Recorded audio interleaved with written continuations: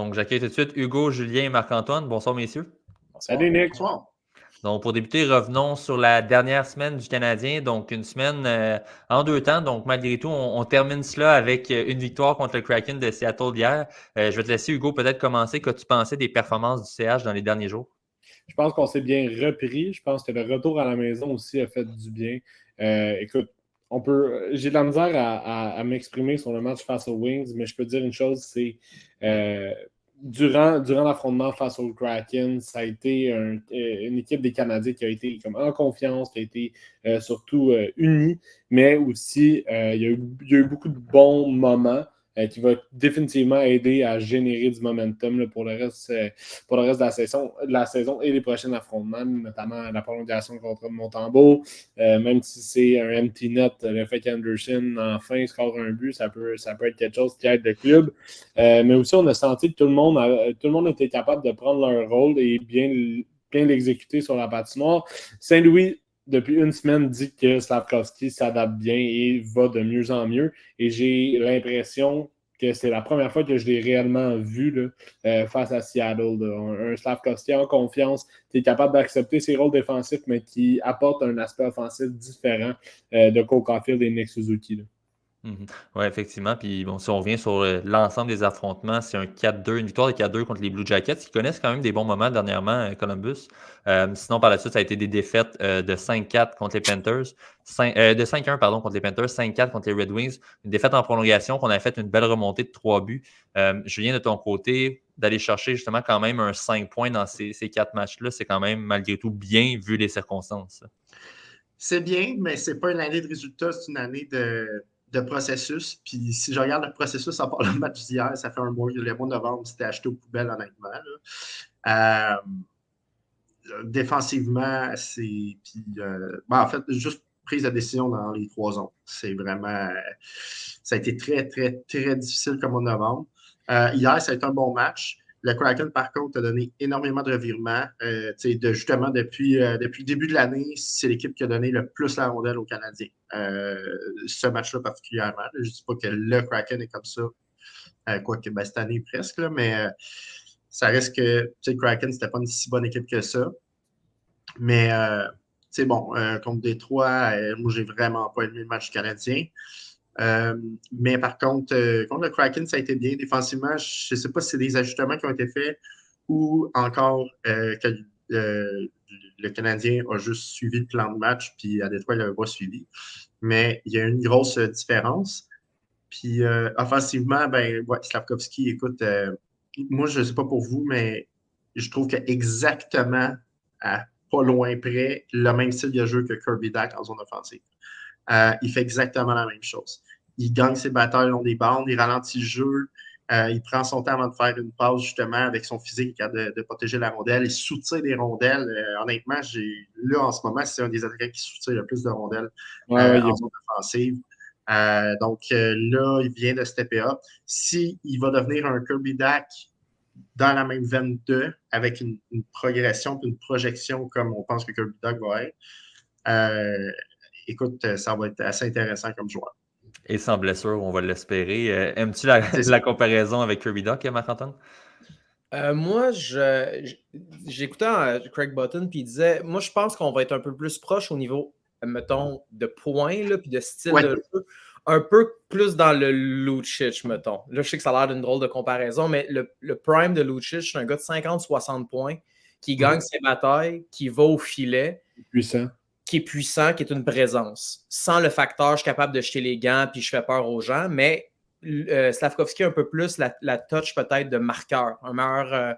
C'était long quand même, Lucic, avant de tirer. La motion n'était pas évidente. Je pense que Slafkovský va avoir un petit peu plus le côté là, capable d'enfiler l'aiguille. Puis je pense que la meilleure saison de Lucic, on doit être autour de 64 points.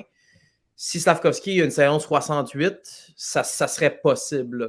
Je trouve qu'il a trouvé son air d'aller. Je trouve qu'il est vraiment dans son cheval de bataille, c'est-à-dire son échec avant était extraordinaire. Sa capacité à utiliser son physique, à être patient pour repérer les joueurs et leur distribuer la rondelle, c'est idéal. Puis je pense vraiment qu'on a un peu ce qu'on souhaitait, c'est-à-dire une ligne avec Caulfield et Suzuki.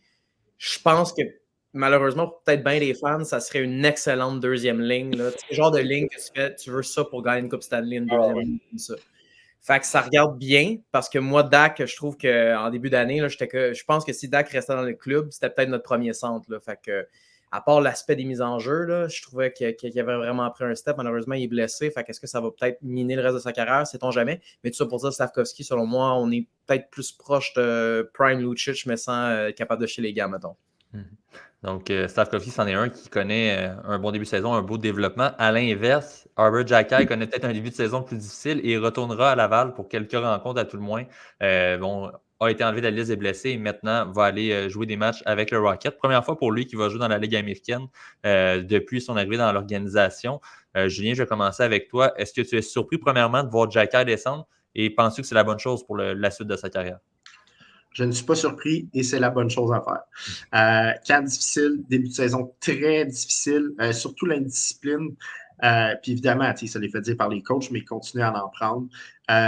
Je trouve que sa prise de décision est un peu moins bonne que l'année passée. Peut-être justement que là, il se dit OK, là, je vais essayer d'en faire plus. Je vais essayer de. Il essaye de progresser par lui-même plutôt que de donner les petites bouchées, peut-être que les coachs essayent d'y donner. Mais pour moi, puis, il s'est surpris. Moi, tu vois, je ne suis pas surpris avec le début de saison qu'il y a eu. Et surtout, en fait, ce qui fait que là, c'est plus surprenant, c'est qu'il y a un nouveau qui fait un travail incroyable à défensive, qui est Jayden Struble. Donc, c'est un peu un mix de ses performances antécédentes au début de la saison et qu'un gars qui l'a remplacé qui est vraiment bon. Puis même Lindstrom, je trouve quand même qu'il s'améliore. Comparativement à Détroit, je trouve qu'il se porte un peu plus à l'attaque. Il est quand même pas mauvais dans sa zone. Des fois, il prend des mauvaises décisions. J'ai une couple de turnover en tête, mais ça risque que il est droitier, comparativement à Xhekaj. Donc, c'est ça. Puis on en manque en ce moment. Donc, ouais, c'est facteur Struble, facteur des mauvaises saisons, mais pas surpris. Puis, tu sais, il y a 22? C'est bien correct qu'à Laval, là, il y a un two-way, puis il n'y a pas de problème. Puis j'aurais tendance à dire même qu'initialement, l'an dernier, on ne s'attendait pas à le voir avec le Canadien. On s'attendait à ce qu'il connaisse une saison complète à Laval avant d'aller dans la Ligue nationale. Donc, ce n'est pas non plus un désaveu envers le joueur. Mais j'aime un point que tu apportais. Tu parlais de savoir s'il est prêt à mettre les efforts pour améliorer son jeu. Hugo, as-tu peut-être l'impression que le fait qu'il, si on veut, l'homme fort de l'équipe faisait en sorte qu'il prenait un petit peu certaines choses pour acquis au sein de la formation? Ben, quand tu as un titre, c'est quand même, tu sais, quand tu as un tag en tant que joueur, c'est quand même facile de dire, OK, ça, c'est mon rôle, je vais être capable de le donner parce que personne n'est capable de le donner dans le reste de l'équipe. Mais pour Xhekaj, j'ai surtout un sentiment que quand il a vu que ça ne tournait pas vraiment de son côté, on a appuyé un peu sur le bouton panique et on a essayé de régler nos problèmes individuellement. J'ai le feeling qu'il s'est un peu refermé à l'aide ou au conseil de ses entraîneurs.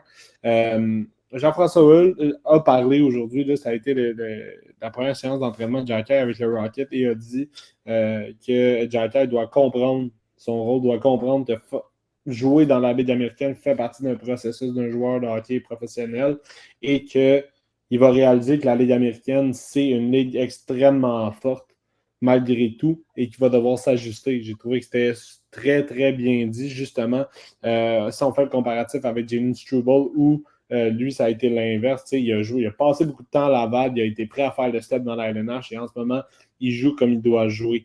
Xhekaj, je crois qu'il doit retrouver un peu plus ses repères. C'est une bonne source de motivation cette semaine. On joue contre Belleville. Il y a plein de gars qui vont vouloir y arracher la tête de l'autre bord. Fait que si on est capable de gagner une coupe de bataille comme ça, mais aussi avec le bâton entre les mains, là, ça va vraiment, vraiment, vraiment l'aider à regagner confiance.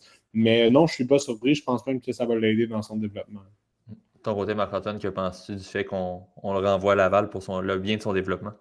Ouais, je pense qu'on est passé à travers quand même rapidement. Là, je trouve qu'il y avait un peu tu sais, quand il a posé la question, il a dit qu'il était très surpris. Là, fait que je trouve que c'est quand même une drôle de chose à dire. Puis je pense qu'il s'est dit, moi, je suis un top 6, c'est un shutdown qui est capable de jeter les gants, c'est bien. Mais on n'est pas à l'époque de tu peux juste être un gars qui jette les gants. Ouais. On n'est pas une équipe de football avec des unités spéciales. Tu ne peux pas juste avoir un gars qui fait juste du power play, quelqu'un qui fait juste jeter les gants. Il faut que tu sois, première chose, un défenseur qui est capable de défendre. Après ça, si tu as une touche offensive, tant mieux, ou de battre, ou amener un autre élément. Je pense que justement, il a pris ça un peu pour acquis. Puis c'est plate pour lui parce que Struble, c'est celui qui, semblerait-il, à Laval, a amené la meilleure constance. Lindstrom, tranquillement pas vite, prend du galop. Puis de plus en plus, Barron, Kovacevic et Goulet sont pratiquement pas bougeables. Fait que, il y a du travail. Puis je pense que l'adversité fait partie du développement et de l'apprentissage. Puis il est à bonne place pour ça en ce moment. Puis je tiendrais à dire peut-être justement, Struble, vous en parlez, mais initialement, l'an dernier, il n'y a rien qui présageait à ce qu'il joue dans la Ligue nationale cette saison-ci. Et justement, passer un peu de temps à Laval a amélioré certaines facettes de son jeu, s'est habitué au professionnel et là, a du temps de jeu. Encore là, oui, sur la troisième paire défensive, mais tout de même fait très bien jusqu'à maintenant par rapport à ce qu'on lui demande et fiable dans sa zone. Donc, il fait simplement ce qu'il faut faire et ça paye pour lui en ce moment. Donc, il est récompensé en restant avec le grand club. Dernier point, je veux parler pour ce CH Hebdo, évidemment, la signature de Samuel Montembeault, contrat de 3 ans, 3,15 millions. Marc-Antoine, je repars avec toi. Es-tu satisfait de ce contrat-là? Oui, bien sûr, parce que écoute, des fois, je sais qu'à travers la Ligue nationale, je donne un exemple, Kaden Goulet est moins bien vu que nous, on le voit. C'est-à-dire, nous, on l'a d'en face à tous les jours, puis on est capable de faire « Wow, c'est vraiment tout un défenseur ». Il y a un côté un peu McDonough, c'est-à-dire de constamment faire les petits détails qui font que tu es un grand défenseur puis que ça flash pas autant qu'un Kyle McCarr, par exemple. Fait que je pense que Samuel Montembeault, à l'interne, est peut-être mieux vu qu'à l'externe. C'est pour ça que je pense qu'il y a autant de scouts qui venaient le voir pour l'analyser potentiellement pour une transaction. Je pense qu'à 3,1 millions vraiment pour 3 ans, vraiment c'est une aubaine. De toute façon, on n'a pas vraiment le choix. Je ne pense pas que Jake Allen il reste 5 ans dans la cravate. Si jamais aussi, c'est une autre affaire, s'il part, c'est qui le remplace? T'sais? Ça veut dire éventuellement, s'il y a une blessure, il y a un Dobèche qui monte, il n'est pas prêt. Fait il y a vraiment une congestion à ce niveau-là. Puis le seul qui nous a montré avec une certaine constance qu'il était capable d'être un numéro 1, c'était Montembeault. Et la prime, la cerise sur le Sunday, c'est que c'est un Québécois puis ça il tente de jouer pour Montréal. Fait que je pense que ça allait de soi là, de ce côté-là. Oui, même Dobèche, à un certain point, je serais pratiquement prêt à dire qu'il n'est pas nécessairement prêt non plus à être numéro 1 dans la Ligue américaine encore. Nous autres, c'est très laborieux comme début de saison à Laval. Julien, de ton côté, que penses-tu de cette signature-là? Oui, c'est une très bonne signature. Le terme aussi est intéressant, 3 ans, il va comme une réévaluation en 3 ans. Il va avoir 30 ans. Donc, ça reste encore correct. J'ai hâte de voir quel type de contrat il va signer après, par contre. Mais pour 3 ans, je ne pense pas que le Canadien pourrait gagner la Coupe d'ici 3 ans, peut-être dans la dernière année, ou en tout cas, du moins, là, être vraiment clutch en série, peut-être dans 2-3 ans. Mais ça va être la fin de Montembeault. Donc après, il va y avoir d'autres décisions à prendre. Là, puis, mais tout ça pour dire que ouais, c'est un bon contrat. Puis, tu as mentionné, Marc-Antoine, il veut jouer à Montréal, mais aussi, il y a le calme pour jouer à Montréal. C'est un gars que, puis c'est Martin Saint-Louis qui l'avait dit, je pense que tout le monde en parle, il y a toujours le même niveau d'énergie, de stress ou pas de stress, de calme, en fait, j'aurais plus dire. Qui perd, qui gagne, le fait qu'il est à Montréal. Puis, ça, c'est un aspect mental quand même assez important quand tu joues dans un nouveau marché de hockey comme Montréal.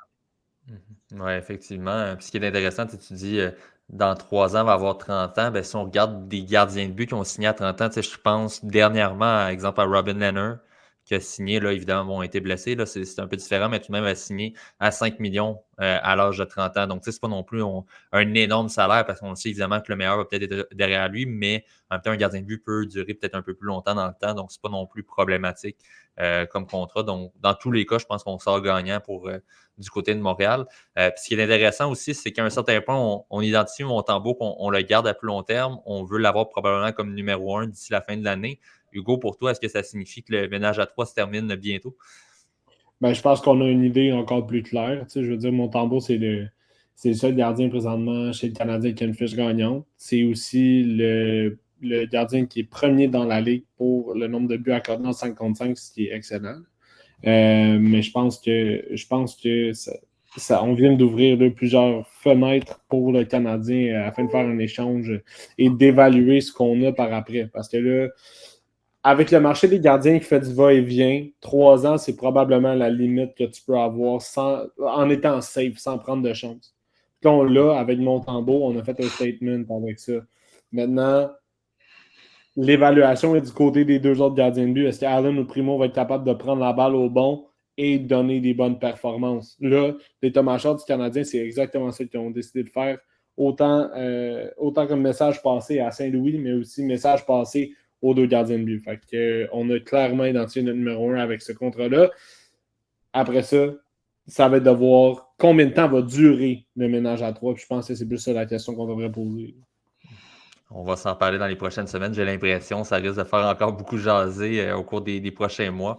Donc, ça sera à suivre côté gardien de but et la situation complète à Montréal. Rapidement, pour terminer ce CH Hebdo, je vous montre l'horaire de la semaine. Donc, le Canadien qui joue jeudi contre les Kings. Par la suite, on va à Buffalo pour une deuxième fois cette saison. Dernier duel, le Canadien l'avait emporté 3-1 contre les Sabres. Et on termine notre semaine dimanche. Donc, c'est un back-to-back ce week-end. On termine contre les Prédateurs au Centre Bell. Donc, comme à l'habitude, je vous demande combien de points le Canadien récoltera sur une possibilité de 6 cette semaine. Je commence avec toi, Marc-Antoine. Quelle est ta prédiction? Moi, je pense qu'ils vont perdre contre les Kings à la régulière. C'est quand même une équipe pesante. Je pense que contre les Preds, je les ai vus. J'ai regardé la game au complet contre les Rangers. J'ai été quand même impressionné de l'échec avant. Là. Ils ont un côté assez structuré. Ça, je pense que ça pourrait aller en prolongation, mais je pense qu'ils vont perdre. Un point là. UC Saros, on peut se retrouver ses repères. Et le dernier match, c'est contre. Non, c'est le deuxième. Moi, j'ai été dans le désordre. C'est les Sabres. Les Sabres, Thompson, revient. Là, fait que ça va être bien compliqué. Mais en même temps, au niveau des gardiens, là, Lévesque, quel gardien, comment ça fonctionne, c'est un peu le fouillis. Ouais, Buffalo, c'est difficile. Ouais, c'est ça. Moi, je pense que celle-là, on a une chance de la gagner. Fait que je vais dire, écoute, le Canadien, OK, je vais y aller avec 3 points. Enfin, 3 points. Je vais être plus optimiste que d'habitude. Julien? Moi, j'y aller avec 2. Les Kings, c'est sûr que c'est non. Puis, ça se peut que ça soit 2 défaites en prolongation, j'ai comme l'impression. Ouais, je ne suis pas convaincu qu'on va une victoire à la régulière. Ou si on en a une, mais en tout cas, je pense pas que ça va être plus que 2 points, même si c'est des équipes, techniquement, si on regarde le classement, il y en a 2 qui sont prenables, là, mais j'aime pas le match-up, puis j'aime pas aussi les goalers qui vont être dans le but, parce que là, moi, j'ai vraiment le feeling qu'on va remettre mon tempo contre les Kings. On mettrait peut-être Allen contre Buffalo, puis peut-être Primo contre Nashville, peut-être. En tout cas, ça serait mon guess, là. Donc, c'est ça. Hugo? Moi, j'y allais avec 4 points. Je pense que la seule défaite va être contre les Kings, mais je pense qu'on est capable d'aller chercher une victoire contre les Preds et contre les Sabres. Gros point à Buffalo, c'est l'instabilité dans le filet. Mais on a quand même une grosse attaque. Ça va être capable de survivre à ça. Puis contre Nashville, je pense que c'est un peu match égal. Ça peut aller autant du côté du Canadien que les Preds. Je trouve que les équipes ont des points forts à différentes places qui viennent un peu niveler la compétition. Donc, c'est ça. Je vais y aller avec 2 points de mon côté. Ça va être un match du week-end, probablement. Je pense à la maison contre les Preds, on peut s'en sortir pour le deuxième match. J'ai l'impression contre Buffalo, tu parlais de Thompson, Marc-Antoine, mais même au-delà de ça, on n'a pas le choix de commencer à gagner à Buffalo. Puis j'ai l'impression qu'on veut pas. On va être prêt pour ce match-là contre le Canadien, sachant qu'on a déjà perdu la première rencontre contre Montréal cette saison. Donc, je m'attends à un fort match des Sabres samedi.